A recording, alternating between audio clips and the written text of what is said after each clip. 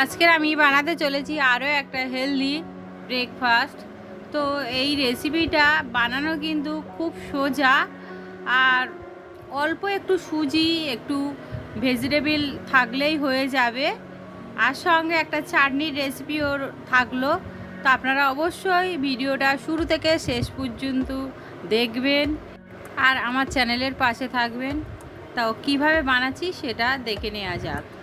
প্রথমে আমি একটা মিক্সিং জার নিয়েছি, আর ওর মধ্যে আমি নিয়ে নেব 1 কাপ মেজারমেন্ট কাপ মেপে সুজি। তো এখানে আমি 120 ml কাপ 1 কাপ সুজি নিলাম। এরপরে ওর মধ্যে আমি ওই কাপ মেপে 1 কাপ জল দিয়ে দেব। তারপরে একটু হাত দিয়ে এইভাবে একটু ঘেটে দেব। তারপরে আমি এটা পেস্ট তৈরি করে নেব। একটা পেস্ট তৈরি হয়ে গেছে, দেখুন পেস্টটা কিন্তু এরকম হবে। তো এবার এটা আমি একটা পাত্রে ঢেলে নেব। পাত্রে ঢেলে নেওয়া হয়ে গেলে একটা চামচের সাহায্যে মিনিট 2-3 মতো ভালো করে মিশিয়ে নেব। তারপরে এটা আমি 15 মিনিট মতো রেস্টে রেখে দেব ঢাকা দিয়ে। তো এবার ব্যাটারটার ঘনত্ব আপনারা দেখেই বুঝতে পারছেন, একটু পাতলা পাতলা। তো এটা 15 মিনিট রেস্টে রাখার পরে কিন্তু এর ঘনত্বটা মোটামুটি ঠিকঠাক হয়ে যাবে। আপনারা দেখুন মোটামুটি ঘনত্বটা কিন্তু এখন ঠিকঠাক হয়ে গিয়েছে। এবার এর মধ্যে আমি কিছু ভেজিটেবল অ্যাড করব, যেমন গাজর গ্রেট করা এখানে আমি দিয়ে দিলাম। তো আপনারা যতটা করবেন সেরকম পরিমাণ বুঝেই দিয়ে দেবেন। একটু টমেটো কুচি করা সেটা দিয়ে দিলাম, একটুখানি পেঁয়াজ কুচি করা দিয়ে দিলাম, আর কাঁচা পাকা লঙ্কা একটুখানি দিয়ে দিলাম, ঝালটা আপনারা বুঝেই দেবেন। আর রসুন কুচি একটুখানি দিয়ে দিলাম। এরপর ওর মধ্যে দেব স্বাদ মতো লবণ আর গোলমরিচ গুঁড়ো 1/2 চামচ মতো।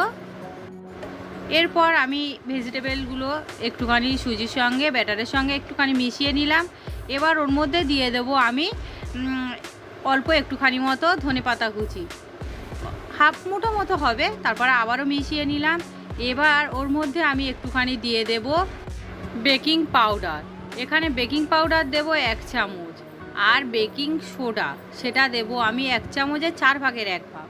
তো সোডাটা অল্প দিতে হবে। এরপরে ভালো করে মিশিয়ে নেব, মোটামুটি মিনিট খানেক মতো মিশিয়ে নিলাম। এবার আমি ওর মধ্যে একটুখানি দিয়ে দেব, মিশিয়ে নেওয়ার পরে সাদা তেল 1 চামচ মতো দেব। বেশি তেল দেওয়ার দরকার নেই, যেহেতু এটা হেলদি একটা খাবার হতে চলেছে। তো একটুখানি তেল দেওয়ার পরে মিশিয়ে নেব।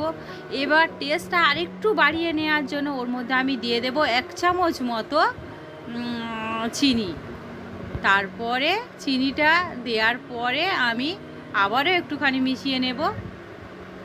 আর বেকিং পাউডার আর বেকিং সোডাটা দেওয়ার কারণে কিন্তু অনেক বাবলস ক্রিয়েট হচ্ছে, আপনারা দেখেই বুঝতেই পারছেন। তো আমার ব্যাটারটা রেডি হয়ে গিয়েছে। এবার এটা আমি সাইডে সরিয়ে রেখে আমি যে বাটিতে এটা ব্রেক করব সেই বাটিতে একটুখানি তেল ঘষে নেব বা তেল লাগিয়ে নেব। তারপরে ব্যাটারটা আমি সমানভাবে 3টে বাটিতে ঢেলে নেব। ব্যাটারটা যখন ঢেলে দেওয়া হয়ে যাবে, তারপরে কি করব, বাটিগুলো একটুখানি 3-4 বার ধরে ট্যাপ করে দেব। তাহলে কি হবে, ঠিকঠাকভাবে এটা সেট হয়ে যাবে বা ব্রেক করতে সুবিধা হবে। তো এবার আমি কি করব, গ্যাসটা এগুলো সাইডে সরিয়ে রেখে দেব। এরপরে গ্যাসের উপরে কড়াই বসিয়ে দিয়েছি, আর কড়াইটা আমি 5 মিনিটের জন্য ফ্রিহিট করে নিচ্ছি। তো 5 মিনিট ফ্রিহিট করা হয়ে গেছে। এবার আমি কড়াইয়ের ঢাকাটা খুলে ওর মধ্যে একটা স্ট্যান্ড বসিয়ে দিয়েছি, আর ওর উপরে আমি বাটিগুলো দিয়ে দেব। বাটিগুলো দিয়ে আমি ঢাকা বন্ধ করে আমি আধ ঘন্টা ব্রেক করে নেব। তো এখানে গ্যাসের আঁচটা কিন্তু রাখতে হবে সিমের থেকে একটু উপরে, খুব বেশি মিডিয়ামের থেকে একটু নিচে আর সিমের থেকে উপরে, এই রকম আঁচে কিন্তু এটা 30 মিনিট বেক করতে হবে। আর এইভাবে আপনারা ব্রেক করে খেয়ে দেখবেন, খুব সুন্দর হবে।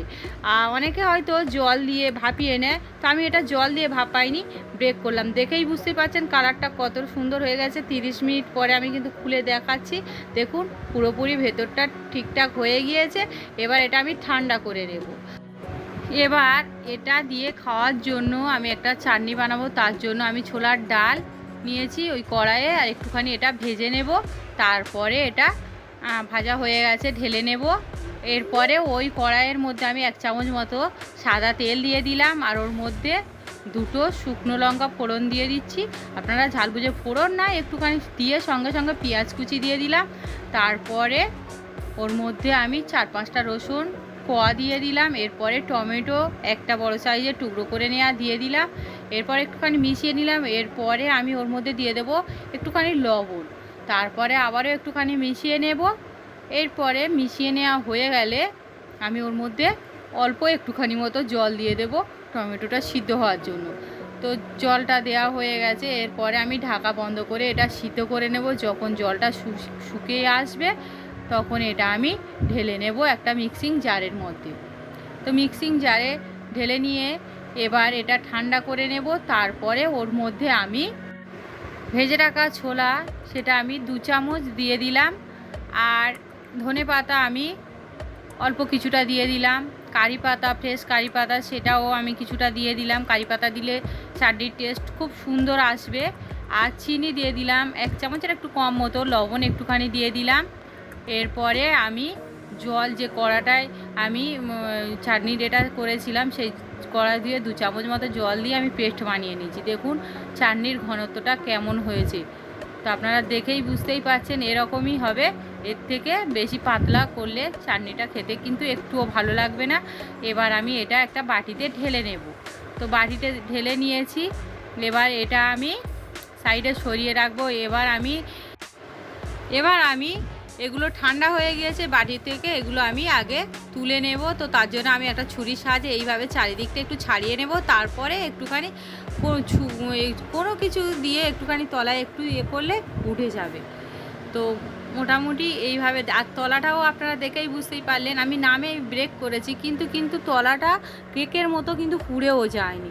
ওই জন্য বারবার বলে দিচ্ছি আঁচটা মোটামুটি মিডিয়ামের থেকে আস্তে করে রাখবেন, আর সিমের থেকে একটু জোরে রাখলেই হবে।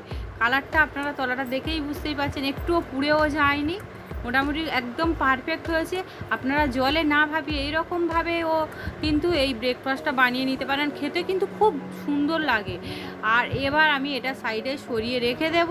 আর এরপরে 2টো জিনিসের মধ্যে চাটনি আর এর মধ্যে একটা তড়কা দিতে হবে, সেই তড়কাটা রেডি করে নেব। তার জন্য আমি 2 চামচ মতো সাদা তেল দিয়ে দিলাম। এবার তেলটা যখন গরম হয়ে আসবে ওর মধ্যে আমি কালো সর্ষে 1 চামচ দিয়ে দেব, আর শুকনো লঙ্কা 2টো দিয়ে দেব, আর ছোলা যে ডালটা ভেজে রেখেছিলাম অল্প একটু দিয়ে একটু ভেজে নেব। তারপর ফ্রেশ কারি পাতা কিছুটা দিয়ে দেব। এরপর গ্যাস অফ করে দিয়ে এই তড়কাটা আমি যে ব্রেকফাস্ট বানিয়েছি ওর মধ্যে দিয়ে দেব। 1 চামচ মতো প্রথমে দেব। তারপরে কিন্তু আমি ওর মধ্যে একটু সুন্দর দেখানোর জন্য একটুখানি লাল লঙ্কার গুঁড়ো ছড়িয়ে দেব, হালকা করে ছড়িয়ে দেব।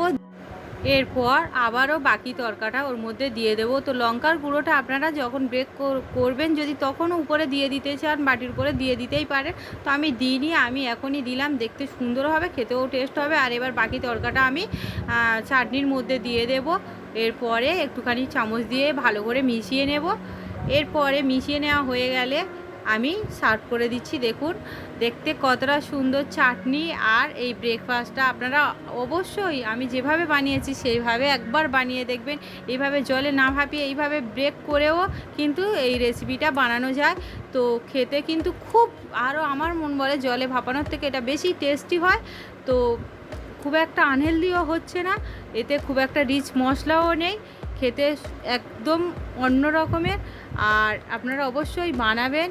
আর কেমন হয়েছে রেসিপিটা আমাকে কমেন্ট করে জানাবেন। আমার এই রেসিপিটা যদি ভালো লাগে তাহলে প্লিজ আমার চ্যানেলটা সাবস্ক্রাইব করে রাখবেন, আমার পাশে থাকবেন, আর যাতে আমি পরবর্তী ভিডিও দেওয়ার সঙ্গে সঙ্গে আপনারা প্রথমেই দেখতে পান। সবাই ভালো থাকবেন, সুস্থ থাকবেন। ধন্যবাদ সবাইকে, দেখা হবে পরের রেসিপিতে।